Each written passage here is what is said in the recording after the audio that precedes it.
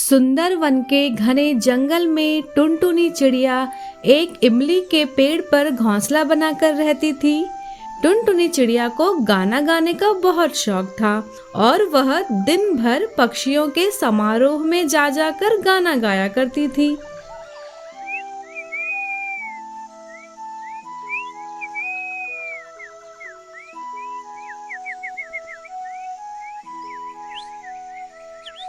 What an excellent voice!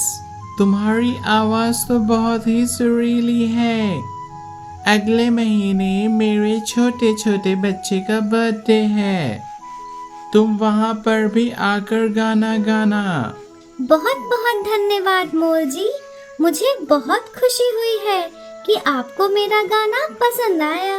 मैं अगले महीने आपकी सेवा में उपस्थित हो जाऊंगी। टुनटुनी वहाँ से पैसे लेकर चली जाती है। जब वह अपने घोंसले आ रही होती है तो उसके पीछे जंगल का बदमाश कालू कौवा उसके पीछे पड़ जाता है। अरे ओ चिड़िया, यहाँ पैसे मेरे हवाले कर दे वरना मैं तुझे मार डालूंगा। टुनटुनी चिड़िया डर के मारे पैसे छोड़कर वहाँ से उड़कर भाग जाती है और कालू कौवा वह पैसे लूटकर वहाँ से चला जाता है। कुछ दिनों बाद टुनटुनी चिड़िया बंटी कबूतर के जन्मदिन पर गाना सुनाकर वहाँ से पैसे लेकर वापस आ रही थी। आज मेरी तबीयत ठीक नहीं लग रही है, मैं कुछ समय पेड़ पर बैठकर आराम कर लेती हूँ। इतनी ही देर में कालू कौवा वहाँ आ जाता है। टुनटुनी चिड़िया वहाँ से डरकर भाग जाती है और कालू कौवा फिर से उसके सारे पैसे लूटकर वहाँ से चला जाता है। एक दिन कालू कौवा सोचता है, अरे ये चिड़िया तो बड़े ही पैसे कमा रही हैं आजकल।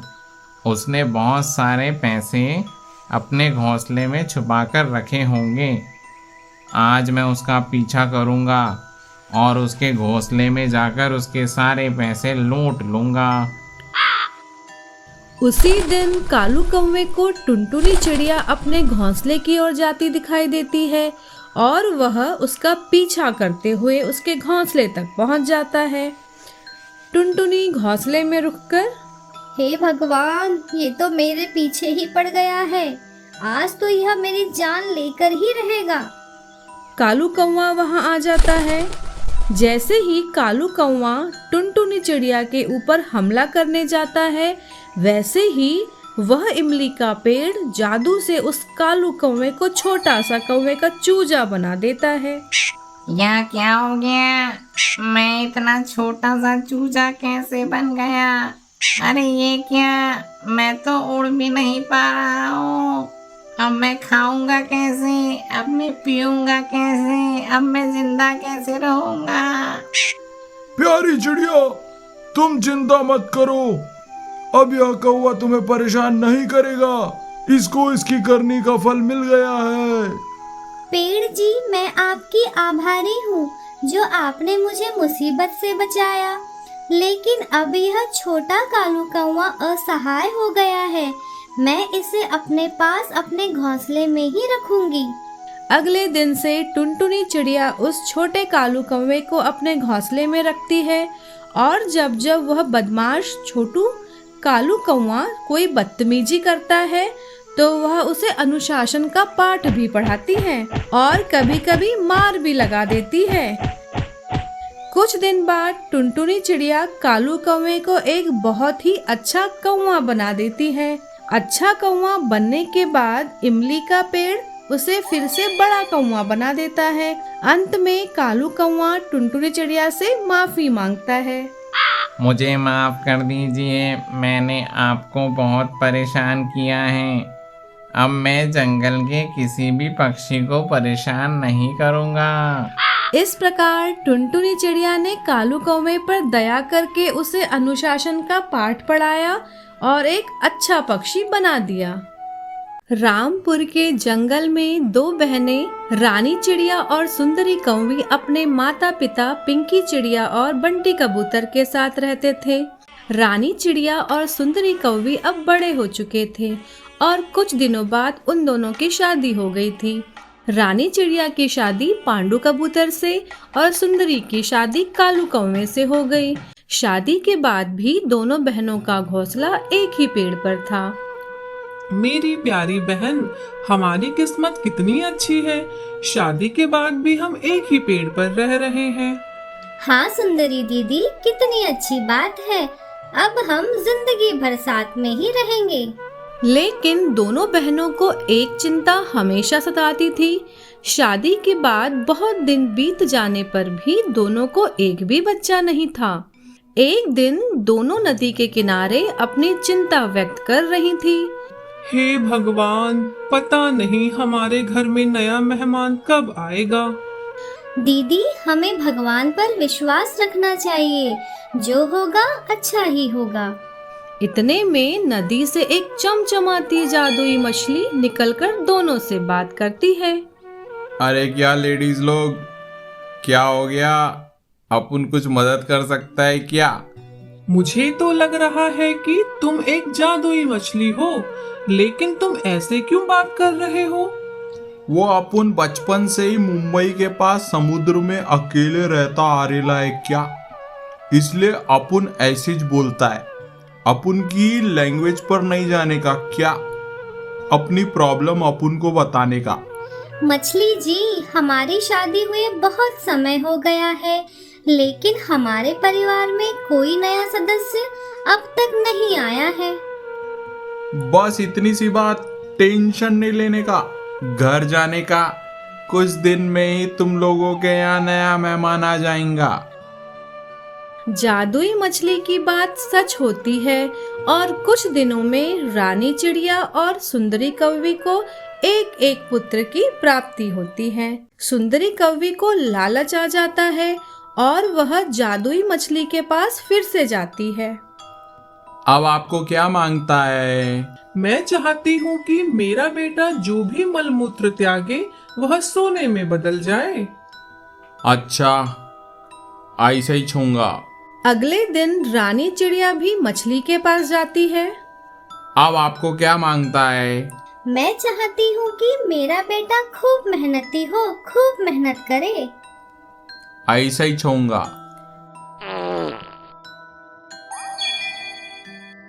कुछ दिनों बाद सुंदरी कौवी और कालू कौवे का परिवार बहुत अमीर होने लग जाता है।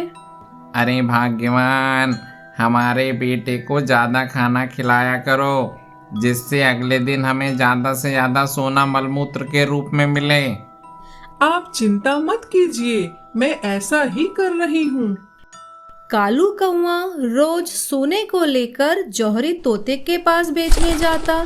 यह खबर जंगल में आग की तरह फैल जाती है और जंगल के दो शातिर गुंडे बागी बगुला और मीरा मोर तक भी यह खबर पहुंच जाती है। वेल बॉस, क्यों ना हम इस कालू कौवे से सारा सोना चुरा लें? इससे भी ज्यादा अच्छा आइडिया यह है कि हम इसके बेटे को ही किडनैप कर लें। मीरा मोर और बागी बगुला सुंदरी कौवी और कालू के बेटे को किडनैप कर लेते हैं। अगले दिन उनके बेटे के मलमूत्र से उन्हें भी सोना प्राप्त होने लगता है। ये क्या बॉस, रोज रोज थोड़ा थोड़ा सोना इस बच्चे से हमें मिल रहा है। क्यों ना हम एक ही बार में इसके पेट से सारा सोना निकाल लें। तुम ठीक कहते हो, कल ही हम इसके पेट से सारा सोना निकाल लेंगे। दोनों सुंदरी के बेटे को मार देते हैं, लेकिन उसके पेट से उन्हें कुछ भी नहीं मिलता। इस प्रकार लालच के कारण सुंदरी कौवी का परिवार अपने इकलौते बेटे से हाथ धो बैठता है। रावलपुर के घने जंगल में रानी चिड़िया का राज चलता था। रानी चिड़िया एक बहुत ही शौकीन चिड़िया थी।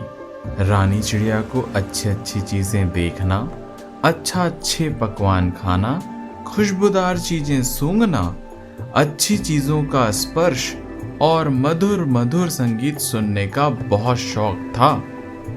महारानी चिड़िया की जय हो, महारानी चिड़िया की जय हो। आज महारानी चिड़िया की क्या आज्ञा है?